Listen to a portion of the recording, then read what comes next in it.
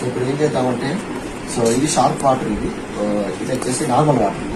Okay, so ఈ రెండింటికి వల్ల డిఫరెన్స్ ఉంటుంది.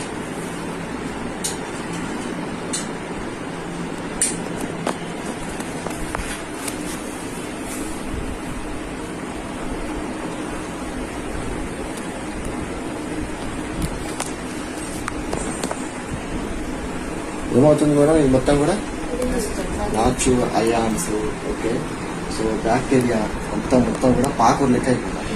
సో కెమికల్స్ ఉన్నాయి కాబట్టి ఏమైతుంది, రియాక్షన్ అవుతుంది. సో ఇది వచ్చేసి ఏం కెమికల్స్ కాబట్టి వాటర్ లెక్కనే ఉంటుంది. ఇది ప్యూరిఫైర్ వాటర్, ఇది బోర్ వాటర్. ఇక్కడ మనం తాగే వాటర్ కూడా ఇట్లా అవుతుంది. ఇంత డేంజర్ కెమికల్స్ మనం తీసుకుంటాం. సో ఇప్పుడు ఈ వాటర్ ప్యూరిఫైర్ లో 7 ఫిల్టర్స్ ఉంటాయి, 7 ఫిల్టర్స్ ఉంటాయి. అన్ని కూడా యూఎస్ పేటెంట్. అందులో యూజ్ చేసే ఏవైతే కాంపోనెంట్స్ ఉంటాయో అన్ని కూడా యూఎస్ పేటెంటెడ్ ప్రొడక్ట్స్ అవన్నీ.